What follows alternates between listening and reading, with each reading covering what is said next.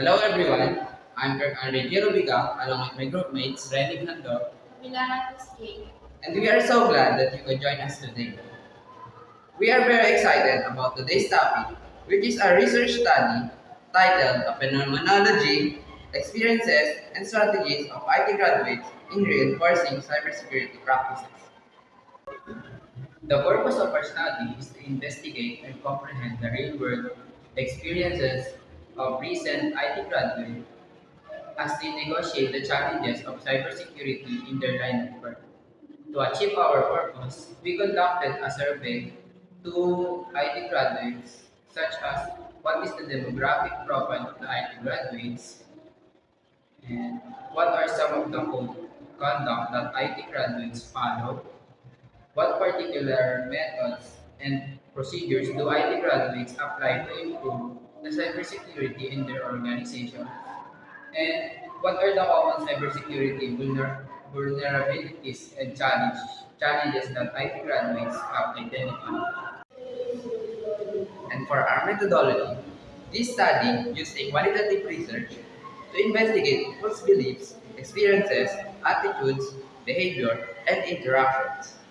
This research also study utilized a semi-structured interview, a qualitative method that combines predetermined open questions with the researcher's ability to explore themes or responses further, allowing for more flexibility and comparison between respondents while revealing patterns. And for our research settings, this study were conducted via online chat. The researchers chose this method to gather the data that the question needed. With that said, the researchers were able to gather the participants' data who are residing in Cavite.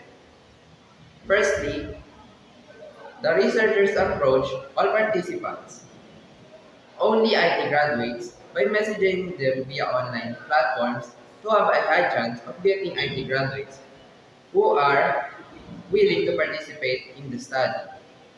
In summary, with the use of online interview, the researchers were able to gather all the IT graduates' experiences and strategies in reinforcing cybersecurity regarding their specialization.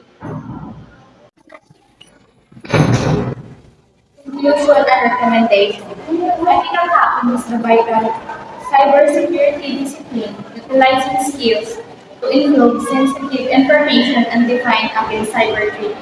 To pursue a career on ethical hacking, one should define their understanding and cyber continuously learn through online courses, certification and community participation, and prioritize integrity, ethical conduct, and securing the digital system. This is our reference. For example, study of ethical hacking. Ethical hacking helps improve define mechanism, identifying threat, explore security techniques, and learn new concepts. It is also aid in development and quality assurance by ensuring software vulnerabilities and minimize. And that's all for our research presentation. Thank you.